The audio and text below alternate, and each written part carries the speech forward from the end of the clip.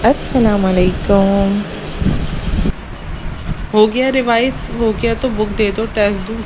روشنال جو پچھلے 1 گھنٹے سے اسے پڑھانے کے لیے بیٹھا ہوا تھا، جی یہ لیں، وہ اسے اکاؤنٹس کی بک تھماتے ہوئے بولی، حالانکہ اسے آتا کچھ بھی نہیں تھا۔ چلو پیج نکالو، ہری اب میں بول رہا ہوں۔ وہ صرف کوشچن کی انٹری بول کر تقریباً 5 منٹ بعد بیڈ پہ بیٹھا تھا، جو جھک کر کوشچن کر رہی تھی۔ یلو اور پنک کنٹراسٹ کے سوٹ میں سر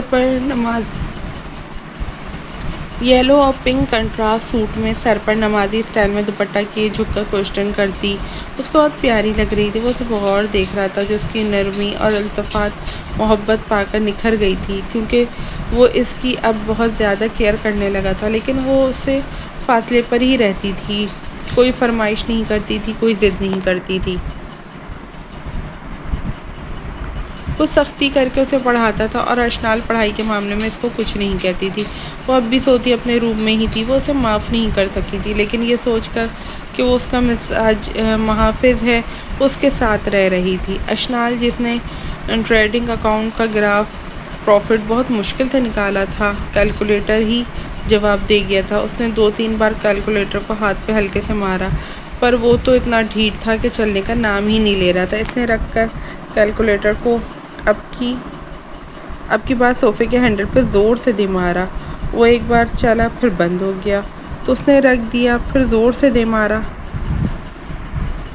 ایک دفعہ دیوار پہ ہی مارو، پھر شاید سیٹ ہو جائے اور چل بھی جائے۔ روشنال، جو اسی کو دیکھ رہا تھا، دانتوں کو ہونٹوں میں سختی سے بیچے اس کا سارا غصہ اس بے جان چیز پہ نکال رہی تھی۔ اس نے بامشکل مسکراہٹ ہو کر طنز کا تیر دے مارا۔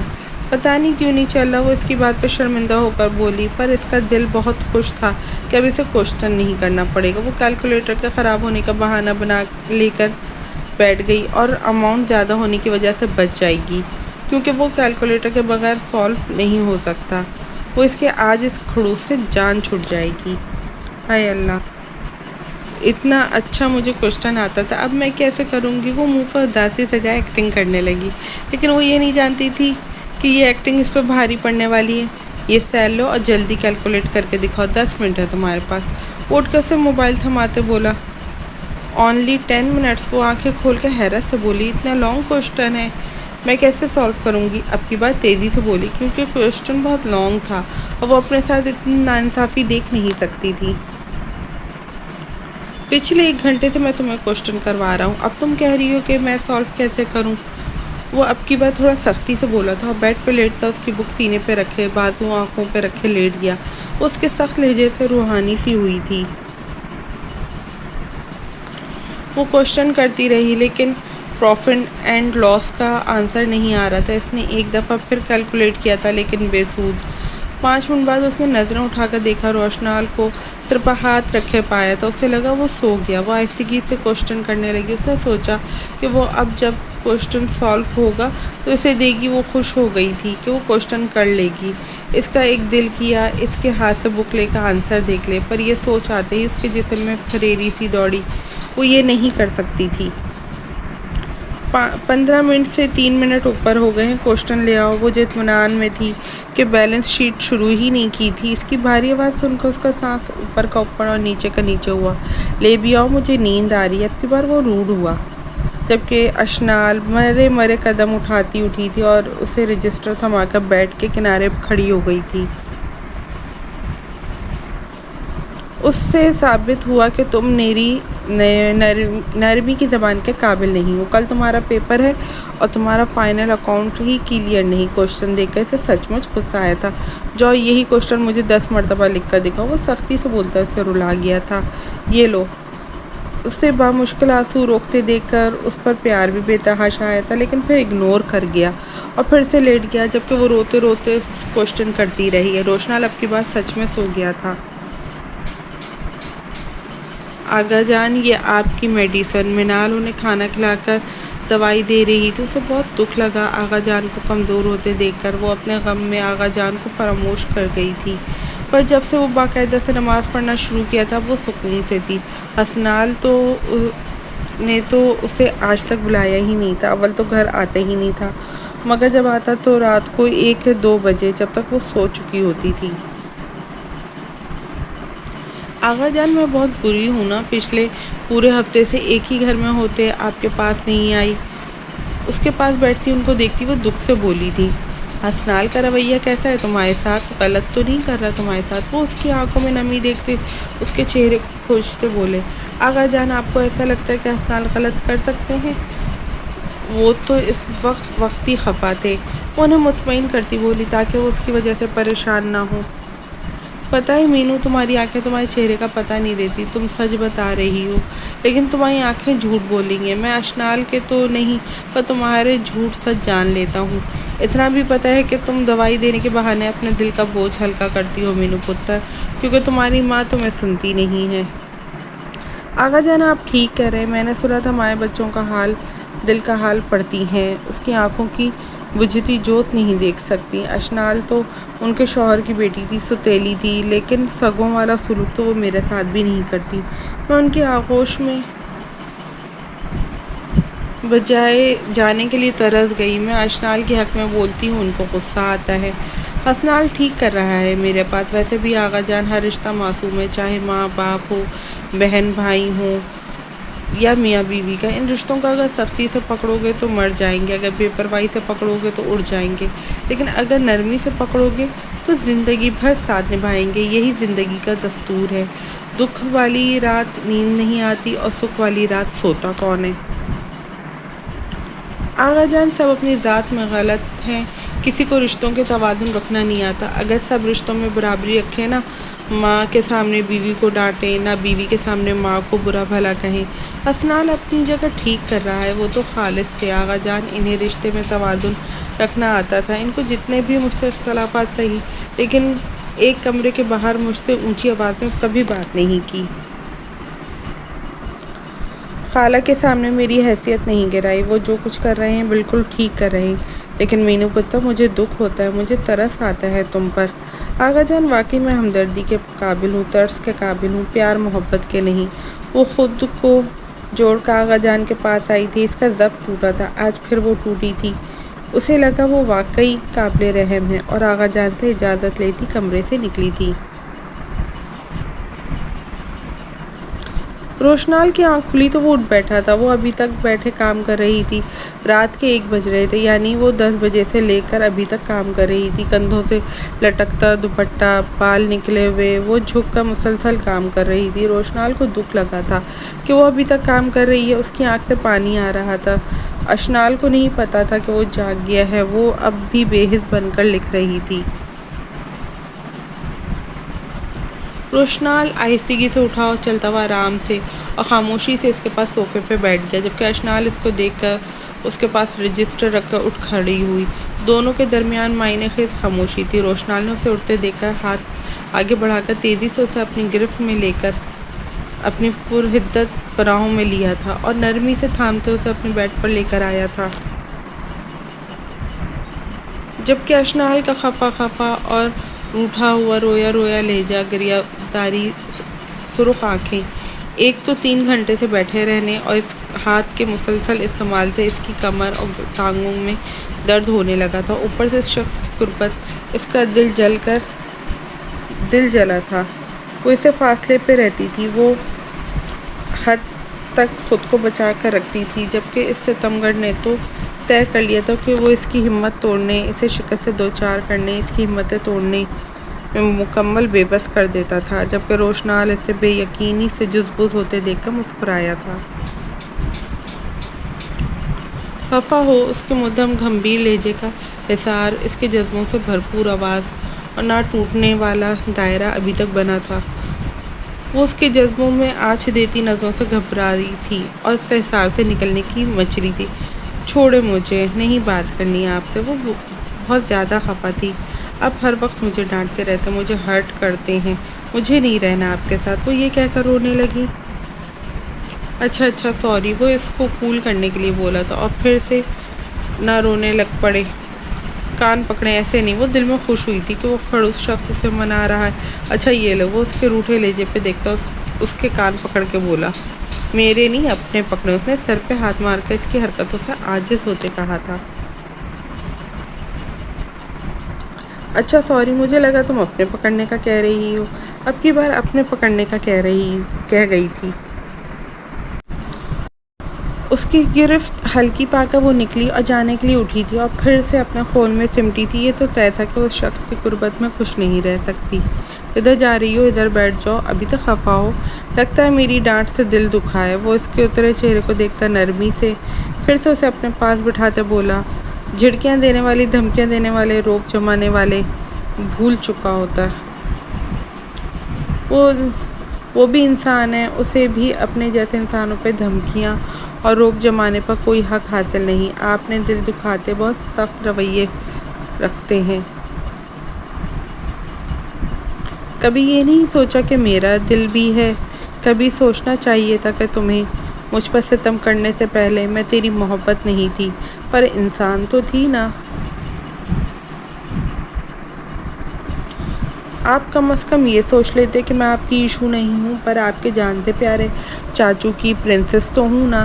آپ نے نفرت کرتے وقت کبھی یہ نہیں سوچا کہ میں انسان ہوں جس کا دل دکھتا ہے؟ شادی سے ایک دن بعد بھی مجھے آپ میں پہلے والا سپرمین نظر نہیں آیا۔ مجھے بھولے بھٹکے سے بھی یاد نہیں پڑتا کہ آپ نے مجھ سے کبھی نرمی سے بات کی ہو، اور وہ آج اس کے سخت لہجے پہ تلخ ہوئی تھی۔ تم صحیح کہہ رہی ہو، میں نے تم پہ ظلم کرتے وقت یہ نہیں دیکھا کہ تم بھی انسان ہو اور تمہارا بھی دل ہے۔ اور سچ بتاؤں، بابا اور خالہ، امی، آقا جان کے ادوار کے بعد اتنا تلخ ہو گیا تھا کہ میں نے کبھی یہ سوچا ہی نہیں کہ تم میری ایشو ہو۔ یہ بھی بھول گیا کہ میں نے خود تمہیں محبت کی آبیاری سے پروان چڑھایا ہے۔ تم کیسے اتنی گھٹیا حرکت کر سکتی ہو؟ جس دن تمہیں بخار تھا فرقان کے گھر جانے کے بعد، اس روز میں نے کوشچن کروایا تھا اور تمہاری رائٹنگ دیکھی۔ وہ رات میرے ذہن کے پردوں پہ گھومی تھی۔ میں نے اس رات والی اور تمہاری رائٹنگ کا موازنہ کیا تھا۔ اس رات میں نے سوچ لیا تھا کہ واقعی میں تمہارا سپرمین بننے کے قابل نہیں تھا، لیکن میرا خدا گواہ ہے، میں نے اپنی نفرت کے دنوں میں بھی تمہیں برا نہیں چاہا۔ سچی بتاؤں تو اس رات کے بعد میں اپنے اندر سے تمہارا سپرمین تلاش کر رہا ہوں، پر وہ مجھے نہیں ملا۔ تم خود سوچو، تمہاری ذات کے بکھرنے کے بعد میں تمہارا سپرمین بن سکتا تھا؟ ہرگز نہیں۔ میں تم سے نہ معافی مانگی اور نہ مانگوں گا، کیونکہ میں خود سے شرمندہ ہوں۔ میں پورا کوشش کروں گا کہ تمہیں تمہارا سپرمین واپس لوٹاؤں گا۔ چھوٹی لڑکی، یہ کہہ کر وہ اس پہ جھکا اور اس کی نم آنکھوں پر اپنا لمس چھوڑا تھا اور اسے فاصلہ بناتا لیٹ گیا تھا۔ آج کے بعد یہ خفا ہو تمہارا خفا ہونا بنتا ہے۔ تمہاری شکایت بھی بجا ہے۔ وہ اس سے گہری سانس لیتے، ہاتھوں سے چہرہ صاف کرتے دیکھتے بولا، مجھے آپ سے شکایت نہیں۔ اور اب کی بار آنکھیں جھکا کر بولی تھی۔ وہ شوق ہو گئی تھی کہ اسے سچ پتا بھی ہے، پھر وہ اس سے سرد رویہ کیوں رکھتا ہے، کیوں اسے اذیت دیتا ہے۔ اب بھی وہ اپنی انا میں گم ہے۔ اسے غصہ آتا ہے کہ اس کے بے قصور ہونے پر بھی تلخ رہتا ہے۔ کیوں اس کی ذات اتنی بے مول ہو گئی تھی؟ یا وہ ابھی بھی منال کو پسند کرتا ہے؟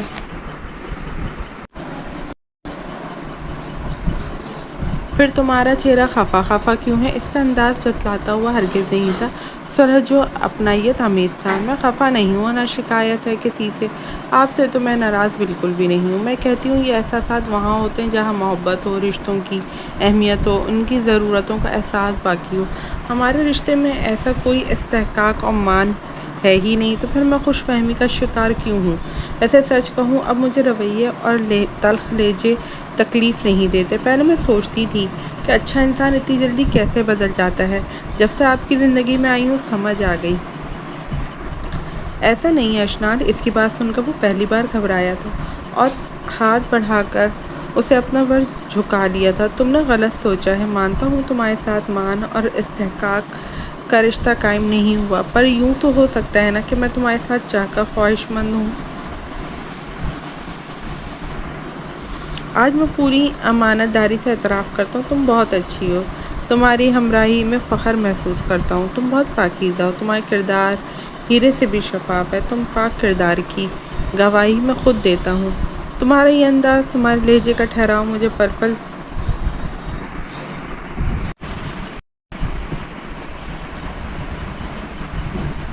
تمہارا انداز، تمہارے لہجے کا ٹھہراؤ مجھے پل پل تمہارے قریب کرتا ہے۔ میں تم سے محبت نہیں کرتا، لیکن تم میری رگ رگ میں بس چکی ہو۔ تم آہستہ آہستہ پوائزن کی طرح مجھ پر اثر کر رہی ہو۔ وہ اس کے جھکے سر کو دیکھ کر کہہ رہا تھا۔ اس نے ہلکے سے سر اٹھایا۔ اس پر حیا کے رنگوں کا بسیرا تھا۔ آسمانی رنگ کے سوٹ میں غضب کی مردانگی سمیٹے ہوئے تھا۔ اس کے کشادہ چہرے کے تاثرات نرم سے تھے۔ اوپر سے اس کی نرم گفتگو، وہ پگھل رہی تھی، پر وہ پگھلنا نہیں چاہتی تھی۔ اچھا چھوڑو، نیند آ رہی ہے تو سو جاؤ۔ وہ اس کی نیند سے بھری آنکھوں کو دیکھتے نرمی سے اپنے سے کچھ فاصلے پر لٹا گیا تھا۔ پر مجھے اپنے روم میں سونا ہے، وہ اسے اپنی تختہ پا کر کنفیوز ہو کر بولی تھی۔ اوکے کوئی بات نہیں، اٹھو اور اپنے روم میں جا کر سو جاؤ۔ شب بخیر۔ وہ اس کا ہاتھ پکڑ کر اپنے لب پر رکھے اور تمہارے پیپر تک ویٹ کر رہا ہوں۔ اچھا، اپنے لب وہاں رکھے اور تمہارے پیپر تک ویٹ کر رہا ہوں۔ اس کے بعد تم میرے پاس میری نگاہوں کے سامنے رہو گی مسز، یہ سوچ سمجھ لو اور اپنے ذہن نشین کر لو۔ وہ بھاری گمبھیر لہجے میں کہتا، اس کا دل دھڑکا گیا تھا۔ اس کی معنی خیز باتوں سے وہ کانپی تھی، جبکہ اشنال کو امید نہیں تھی کہ اسے فی الحال اجازت دے گا۔ وہ بے یقین سی ہوتی اس کے پاس سے اٹھی تھی۔ پیپر کے بعد تو پتہ نہیں کب آنی ہے، ابھی تو کل پہلا پیپر تھا۔ اس نے سوچا کہ وہ اتنے دنوں تک بھول جائے گا، لیکن وہ یہ والا محاورہ بھول چکی تھی کہ بکرے کی ماں کب تک خیر منائے گی۔ بہت حسرت تھی مجھے تمہیں یہاں دیکھنے کی مسٹر عرفان درانی۔ عرفان درانی جیل کی بوسیدہ حال زنگ لگے لوہے کی سنگلاخ پکڑے نیچے بیٹھا، اس کی گمبھیر آواز سنتا اٹھ کھڑا ہوا تھا۔ جو وکالت کے لباس میں لیپ ٹاپ اٹھائے اپنی ڈارک براؤن آنکھیں اس پہ گاڑے، مردانہ وجاہت سے بھرپور شخصیت نظر آ رہا تھا۔ اس کا سحر عرفان درانی کو بھی بوکھلا کر رکھ گیا تھا۔ پچھلے 4 سال سے میں تمہیں یہاں دیکھنے کے لیے ترس رہا ہوں۔ اللہ کا بہت بہت شکر ہے کہ میرے خوابوں کی تعبیر مل گئی۔ عرفان درانی حوالات کے تاروں میں بند ہے اور اسے آج دیکھنے کے لیے آیا تھا۔ روشنال بخش جو آج تھانے آیا تھا، وہ خبیث انسان کس حالت میں تھا جس کی وجہ سے اس کی وکالت کا پیشہ چھوڑ دیا تھا؟ وہ حیرت کے مارے پھٹتی نگاہوں سے شاندار شخص کو دیکھنے لگا۔ اس نے اس کے خلاف اتنے مورکے تیار کیے، اسے تو لگا تھا وہ میدان چھوڑ کر بھاگ گیا ہے۔ جی میں کیوں یقین نہیں آ رہا مسٹر عرفان درانی، کیوں تمہیں کیا لگا کہ مجھے علم نہیں تھا کہ تمہاری وجہ سے ماضی میں مجھے ایڈوکیٹ کی جاب سے ریزائن کرنے پر پریشرائز کیا جا رہا تھا؟ تم نے مجھے آسان ہدف سمجھ رکھا تھا۔ پتہ ہے شیر جب حملہ کرتا ہے تو وہ 2 قدم پیچھے ہٹتا ہے، پھر ایک جست میں پورا زور لگا کر اپنے شکار پہ حملہ کرتا ہے، تب وہ بازی جیتتا ہے۔ میرا یہ شیر نوجوان بھائی پچھلے 3 سال سے شکار کو ٹیکل کرنے کا طریقہ سوچ رہا تھا، آخرکار ہاتھ آ ہی گیا۔ اب کی بار پیچھے سے آتے حسنال نے بلند آواز میں کہا تھا۔ ایش گرے سوٹ وہ شخص ملتا جلتا لگا۔ دونوں کی شخصیت ایک جیسی تھی۔ عرفان درانی کو یہ آواز جانی پہچانی لگی۔ وہ اٹھا تھا، لیکن وہ چہرہ اس نے کبھی نہیں دیکھا۔ وہ کیسے پہچان پاتا؟ حسنال تو گندے کپڑے پہن کر رکھتا تھا۔ وہ سوچ بھی نہیں سکتا کہ وہ تیل لگا جعلی ڈرائیور اور کہاں یہ سوٹڈ بوٹڈ شخص۔ ماں بہن بیٹیوں کی عزت اتنی سستی نہیں ہوتی عرفان درانی کہ انہیں رات کے اندھیرے میں یوں بنگلوں میں پامال کیا جائے۔ اب کی بار حسنال کی آنکھیں لہو رنگ ہوئی تھیں۔ قوم کو تباہ کرنے والا عرفان ہوتا، اس قوم کو بچانے والا موسیٰ بھی ہوتا ہے۔ اس کا بس نہیں چل رہا تھا کہ وہ عرفان درانی کو شوٹ کر ڈالے۔ پتہ ہے حساب وہ لفظوں سے کام چلا رہا تھا۔ تمہاری آواز، تمہاری آنکھیں جانی پہچانی لگتی ہیں۔ وہ انجانی سی کیفیت میں اس کو پہچاننے کی کوشش کر رہا تھا۔ عرفان درانی، اگلی ملاقات آپ سے کورٹ میں ہوگی۔ امید ہے اب مجھے بدلاؤ نظر آئے گا۔ روشنال یہ کہتا چلا گیا۔ ذہن کھول کر سنو، 2 ٹکے کے ایڈوکیٹ، یہ پولیس میرے ماتحت کام کر رہی ہے، تمہارے ججز سارے قدموں میں ہیں۔ اس بات کی فکر چھوڑو، اس بات کو سوچو کہ تمہاری یہ آرام دہ زندگی کچھ دنوں کی مہمان ہے۔ میں بس ان سلاخوں سے باہر نکلوں یا نہ نکلوں، لیکن میں تمہاری زندگی تباہ کر دوں گا۔ اسے جاتے دیکھ کر عرفان درانی نے پشت سے دیکھ کر چلایا تھا۔ صاحب ہم آپ کے لیے قرآن خوانی کروا رہا ہے، مینوں پتا تسی بہت پریشان آ، اس لیے تسا دا دماغ کھم گیا ہے۔ اس کو غصے سے لال پیلا ہوتا دیکھ کر حسنال نے گلابی پنجابی کا خاتمہ کیا تھا۔ بدتار انسان، تمہیں تو میں زندہ زمین میں گاڑ دوں گا۔ عرفان درانی غصے سے لال پیلا ہوا تھا۔ صاحب تسا خود پہلے نکلو، پھر کھڈا کھود کے مینوں دب دینا۔ صاحب جی آپ خود تو پہلے نکلیں، پھر گڑھا کھود کر مجھے دفنانا۔ وہ بائے بائے کرتا الوداعی مسکراہٹ لیے نکلا تھا، پر یہ نہیں جانتا تھا کہ یہ خوشی کس دورانیہ کتنا عرصہ محیط ہے۔ یہ خوشی کا دورانیہ کتنے عرصے تک محیط ہے۔ حسنال آج بہت خوش تھا۔ وہ توقع کے مطابق جلدی گھر آ گیا۔ وہ آغا جان کے کمرے میں آیا، ان کو سوتا دیکھ کر آرام سے ڈور لاک کرتا نکلا اور اپنے روم میں آ گیا۔ وہ اپنے روم میں انٹر ہوا اور بیڈ پہ بیٹھا۔ وہ نماز پڑھ رہی تھی۔ ایک لمحے کو مبہوت اسے دیکھنے لگا، خواہ مخواہ کے ڈرامے ہیں، لیکن پھر نظریں جھٹک گئیں۔ وہ فریش ہونے چلا گیا۔ تقریباً 20 منٹ بعد واپس آیا تو وہ ٹیبل پہ کھانا رکھ رہی تھی۔ یہ کھانا کھا لو، اسے پتا تھا وہ بات نہیں کرے گا، پھر بھی ذلیل ہونے کے لیے اسے بلا نہیں کھانا مجھے، آپ لے جائیں۔ کتنی دفعہ کہا ہے آپ کو کہ خود تک رہا کریں، جان بوجھ کر بہانے تو مجھے بلانے کی ضرورت نہیں۔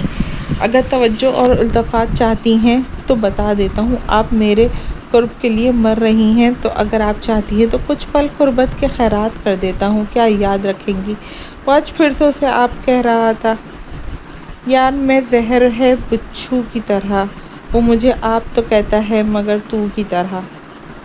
بیہا لی۔ جبکہ اس کی بات سن کر منال کا چہرہ تاریک ہوا تھا، تو کیا وہ اسے اتنی گھٹیا لڑکی سمجھتا تھا؟ کیا وہ اس کی نظروں میں گر گئی تھی؟ اور آج اس کی اور زیادہ حیثیت اس کا آپ کہنا وہ اس کے رویے سے پھیکی پڑی تھی۔ میرا وہ مطلب نہیں تھا، وہ تمہیں کھانا دینا تھا، مجھے لگا تمہیں بھوک لگی ہوگی اس لیے۔ وہ نہ چاہتے ہوئے بھی اپنے کردار کی صفائی دینے لگی تھی اور جا کر صوفے پہ لیٹ گئی۔ آج گھر تھا تو وہ صوفے پہ سو گئی تھی۔ اسے لگا کہ وہ اگر بیڈ پہ گئی تو وہ تذلیل کرے گا۔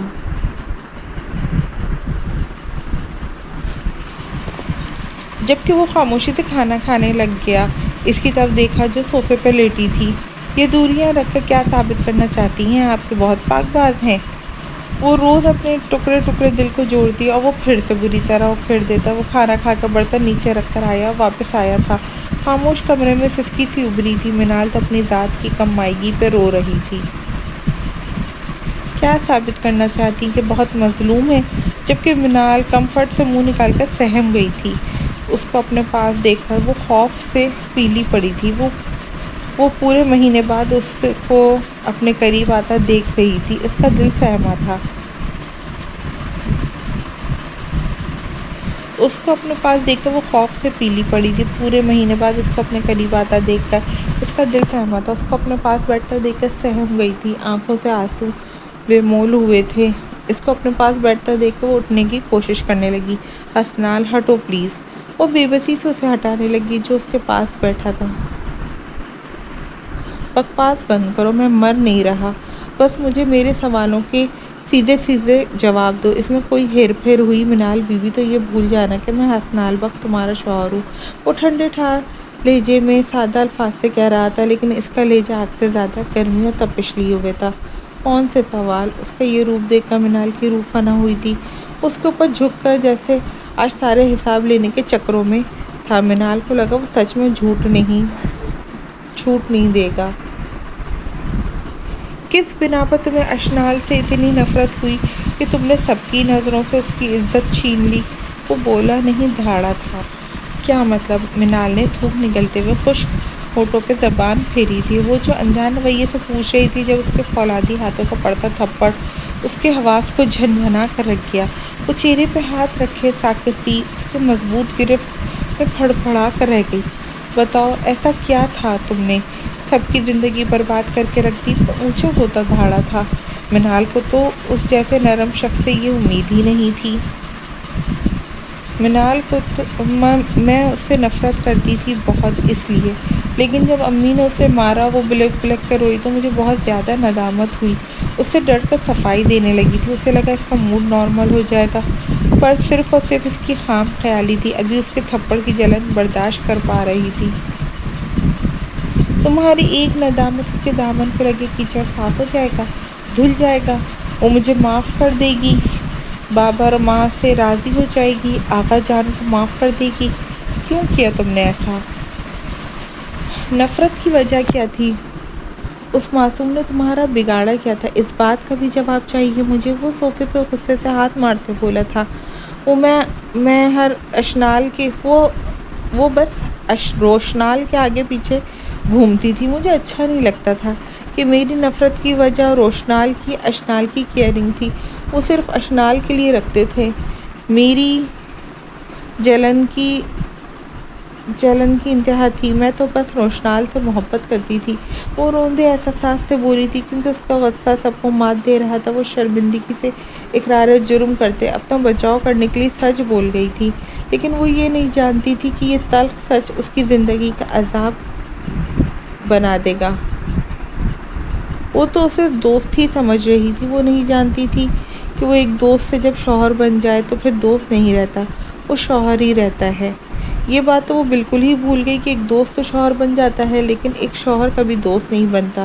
وہ یہ تو بالکل بھی نہیں سن سکتا تھا۔ اور کہ اس کی بیوی اس کے بھائی کی محبت کا اظہار کر رہی تھی، جبکہ حسنال تو سن رہ گیا تھا۔ حقارت و تحقیر سے اس کی آنکھیں لال ہو پڑی تھیں۔ 4 مہینے وہ اس کی بیوی روشنال سے محبت کا اظہار کر رہی تھی۔ بیوی سے بھائی کی محبت کا اظہار سن کر اس کے جسم میں شعلے اور چنگاری پھوٹنے لگے۔ اس کا دل کیا وہ خود کو آگ لگا لے۔ منال کا اقرار سن کر اپنے جان سے پیارے بھائی سے وقتی جلن کا جذبہ پیدا ہوا تھا۔ کیا بکواس کی تم نے؟ وہ غصہ و غضب کے ساتھ بھرپور لہجے میں دھاڑا تھا۔ یعنی اشنال تو شروع سے اس کی تھی، لیکن منال کیا اب بھی اس کی محبت میں گرفتار تھی؟ وہ جیسے مرنے مارنے پہ تل گیا۔ وہ شوہر ہو کاش تیسری دفعہ ایسا غصہ کر رہا تھا۔ وہ دوست ایسا ہرگز نہیں تھا۔ اس کے سرد لہجے میں چھپی فنکار کو اس کو تاڑ تاڑ کر گئی۔ وہ اس کا جواب دیے بغیر دھکا مار کر اٹھی تھی۔ منال! حسنال نے حرکت میں آتے ہی اٹھ کر جھپٹ کر اس کا ہاتھ پکڑ لیا تھا اور پھر سے زہر خندہ سا چیخا۔ وہ اپنے صبح چہرے سے آتے آنسو پوچھنے لگی۔ منگنی روشنال بخش سے، حسد اشنال سے، شادی حسنال سے۔ اب شادی کے 4 مہینے بعد شوہر کے سامنے محبت کا دعویٰ کرتے تمہیں شرم نہیں آ رہی؟ منال! اتنی چالاکیاں اور سازشوں کی ٹریننگ کہاں سے لی؟ اس کی کلائی پکڑ کے وہ بھڑک اٹھا تھا۔ حسنال پلیز مجھے چھوڑو، وہ درخواست سا لہجہ لیے بولی۔ بہت آسان سمجھا ہے نا یہ چھڑانے والا کام؟ حسنال نے اب کی بار غصے میں کہا اور اس کے ہاتھ کو جھٹکا دیا۔ اس کی جارحیت بھرے جھٹکوں کے نتیجے میں وہ بیڈ پہ جا گری۔ اس کے حواس جھنجھنا اٹھے۔ وہ اندھے منہ بیڈ پہ گری تھی۔ بہت مظلوم بنتی ہو۔ یاد کرو سب کے ساتھ تم نے اس سے زیادہ برا سلوک کیا تھا۔ اب میں جو کروں گا میں حق بجانب ہوں گا۔ اب مجھے اپنے لیے کیے پر کوئی شرمندگی نہیں، کیونکہ جو کچھ تم کر چکی ہو ہمارے ساتھ اس سے زیادہ کی مستحق ہو۔ اس کے لہجے میں اتنی سختی دیکھ کر منال رونے لگی تھی۔ میرے سامنے ٹسکے مت بہاؤ، مجھے سخت زہر لگ رہے ہیں۔ میں ہرگز نہیں پگھلنے والا۔ وہ لاکھ ضبط کرنا چاہتی پر اس کی آنکھیں بھیگ گئی تھیں۔ وہ ان آنسوؤں کو کس طرح بھی نہیں روک سکتی تھی۔ میں تم سے شکایت نہیں کر رہی حسنال، تمہیں حق حاصل ہے جس طرح کا سلوک کرو، مجھے جو سزا دو قبول ہے۔ وہ روتے ہوئے بولی، جبکہ حسنال تو چوکوں سے دیکھ رہا تھا اور پھر دیکھتے ہی رہ گیا۔ وہ بالکل نئے روپ میں لگی تھی۔ اس کی نگاہیں بات کرنے کے بعد بالکل چھپ گئی تھیں۔ خاموش آنکھیں، خاموش لب، سر پہ سیاہ شال۔ وہ ایسی کب تھی؟ وہ ایسی کبھی بھی نہیں تھی۔ بس آنکھوں میں آنسو لیے نظریں جھکا کر بات کرنا تو اس کی ذات کا حصہ ہی نہیں تھا۔ لیکن پھر اس کا اقرار محبت کا سوچ کر وہ سر جھٹک گیا۔ بقول اس کے وہ اسے متاثر کرنے کے لیے ایسا کر رہی ہے۔ پھر تو مجھے ہر طرح کا حق حاصل ہے۔ جو کہوں گا کرو گی؟ ویسے ہی کھڑا تھا، لہجہ سخت تھا۔ جی جو کہو گے، قسم اٹھا کر کہتی ہوں کروں گی۔ وہ بنا سوچے سمجھے بولی، یہ نہیں سوچی کہ آج اپنی محبت کا اظہار کیا تھا، وہ کیسے برداشت کرے گا؟ یہ وہ نہیں جان پائی۔ ٹھیک ہے، جا کر کافی بنا کر لاؤ 5 منٹ میں، وہ بنا رعایت کے بولنے لگا۔ وہ بغیر کوئی جواب دیے اٹھ کر نکلی، یہ بھی نہیں کہا کہ کافی زیادہ ٹائم ہو گیا ہے، میں کیسے بناؤں گی؟ جبکہ اس کے جانے کے بعد حسنال بیڈ پر بیٹھ گیا تھا۔ 5 تو نہیں، البتہ 20-25 منٹ بعد وہ اجازت لیتی اندر آئی اور کپ سائڈ ٹیبل پہ رکھا۔ میں نے کہا تھا جانے کے لیے، اس کو قدم بڑھتے دیکھ کر وہ کرختگی سے بولا۔ واپس آؤ۔ 1 سیکنڈ سے پہلے، جبکہ وہ کوئی جواب دیے بغیر واپس آئی تھی۔ کوئی کام تھا؟ وہ مشکل سے بھرائے ہوئے لہجے میں بولی۔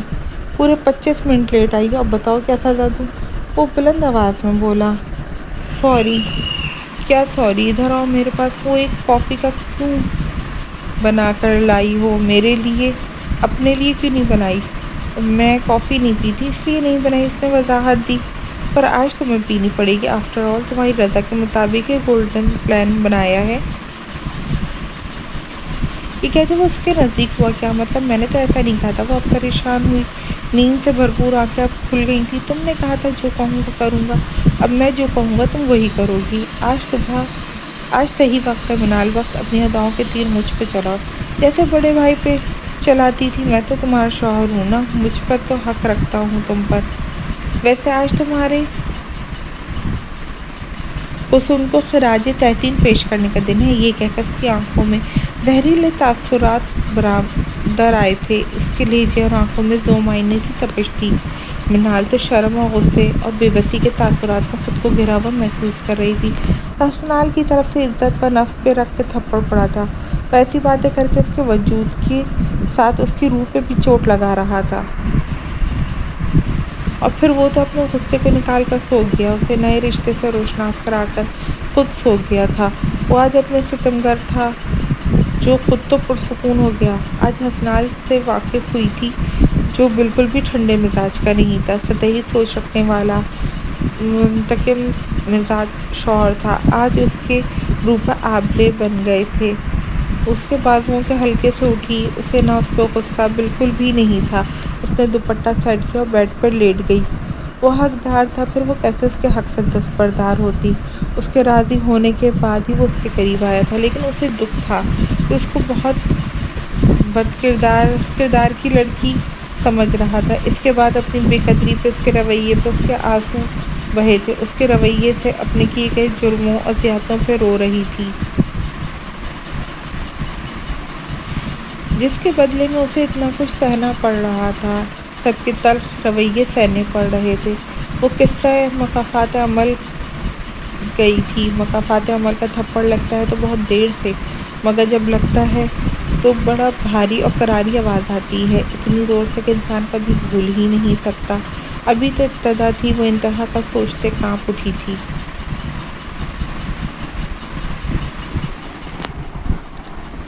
وہ جلدی کام کر رہا تھا۔ اس نے عرفان درانی کا کیس فائل کر دیا تھا۔ اس نے کاغذ کارروائی کر کے نوٹس اپنے سپاہی کے تھرو جیل میں ہی بھجوا دیا تھا۔ اب بس اس کے نوٹس ملنے کا ہی انتظار تھا۔ وہ عرفان درانی کے وکیل سے بھی ملا تھا۔ اس کا وکیل کافی خران تھا، روشنال جانتا تھا، اس کے لیے ایک فائل تیار کر رہا تھا۔ آج اشنال کا لاسٹ پیپر تھا، پیپر ایوننگ ٹائم تھا۔ وہ روشنال کے پیپر دلوانے خود جاتا تھا، جب تک وہ پیپر نہیں دے لیتی تھی تب تک وہ گاڑی میں اس کا انتظار کرتا تھا۔ اس لیے جلدی کر رہا تھا کیونکہ سینٹر کافی دور تھا، تو اس کو آفس سے جلدی نکلنا تھا۔ وہ پوری دلجمی سے کام کر رہا تھا جب پاکٹ میں پڑا فون رنگ کرنے لگا تھا۔ اس نے فون نکالا تو بابا کا نام لکھا ہوا تھا۔ السلام علیکم، کیسا ہے میرا شیر؟ دوسری جانب سے بابا کی زندگی سے بھرپور آواز آئی تھی۔ وعلیکم السلام بابا، میں ٹھیک ہوں، آپ سنائیں گھر میں سب کیسے ہیں؟ امی، خالہ، بابا اور آغا جان؟ کیا سناؤں، آغا جان تمہاری اور اشنال کی وجہ سے بہت پریشان ہے۔ کیوں؟ اب کیا ہوا؟ جیسے وہ چاہتے تھے ایسا ہو تو گیا، اب وہ اور کیا چاہتے ہیں کہ اب میں اشنال کو لے کر اس ملک سے ہی نکل جاؤں؟ یہ بات کہتے اس کے وجہ کشادہ چہرے پر غصہ اور اس کے لہجے میں خود بخود تلخی آئی تھی، کیونکہ اسے اشنال پر کیے گئے ستم یاد آئے تھے۔ وہ یہ بات مرتے دم تک نہیں بھول سکتا تھا کہ آغا جان نے اس کی اور اس کی معصوم بیوی کی تذلیل کر کے اس گھر سے نکالا تھا۔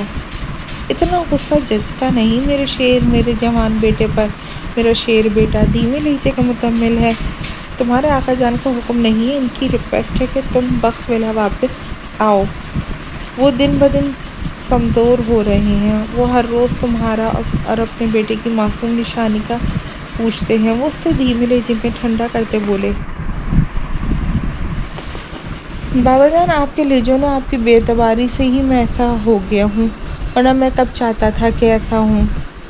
اس وقت کہاں تھی ان کے بیٹے کی معصوم نشانی جب اس گھر سے در بدر کیا تھا؟ اتنا تو سوچ لیتے کہ وہ خون تھا ان کا، پر نہیں، ان کو تو اپنی کھڑی ناک پسند تھی، ان کو تو کسی کے احساسات کی کیا پرواہ۔ پر بابا آپ ان کو بتا دیجیے گا کہ میں بھی ان کا خون ہوں نا، مجھ میں بھی ان سے زیادہ آغا جان نے شاید سمجھا تھا کہ مجھے گھر بدر کر دیں گے اور جائیداد سے آگ کر دیں گے تو میں ان کی ہر بات مان لوں گا۔ آغا جان کو بتا دیجیے گا کہ ان کا انا کا مارا یہ پوتا بے شک کنگال بھی ہو جائے تو اس کے ہاتھوں میں اتنے دم ہے کہ اپنی بیوی کو محنت مزدوری کر کے کھلا سکے۔ بیٹا یہ تمہیں وقت آنے پہ سمجھ آئے گا کہ میرا یہ سخت لہجہ اور میری یہ بے اعتباری تمہارے لیے کتنی مفید تھی۔ میں اتنا آنکھوں کا اندھا اور کانوں کا کچا ہرگز نہیں تھا کہ تمہاری یہ بے قراری دیکھ نہیں سکتا تھا، ورنہ کوئی کسی کی اتنی پرواہ نہیں کرتا کہ اپنی زندگی کا اتنا بڑا فیصلہ ایک معصوم بچی کے لیے نہیں کر سکتا۔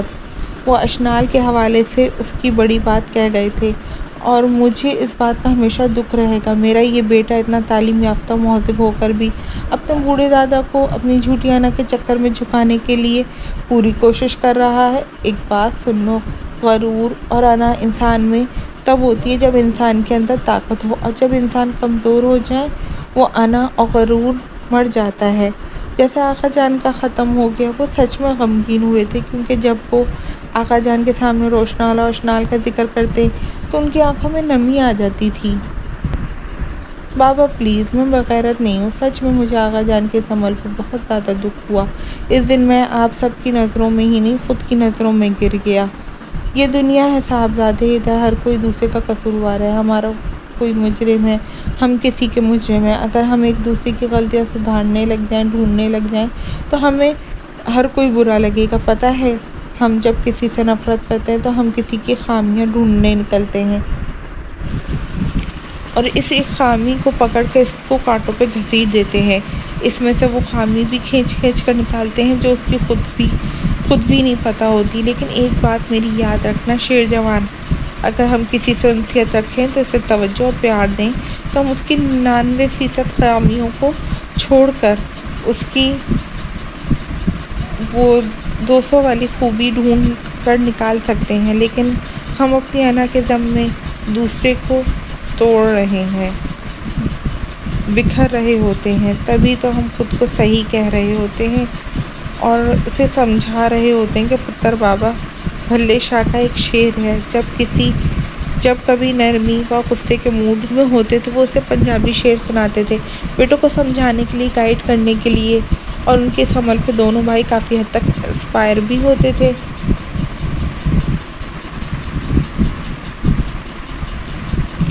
اچھا چھوڑو ان باتوں کو، میں اور تمہاری ماں آ رہے ہیں، ہم تمہارے پاس آئیں۔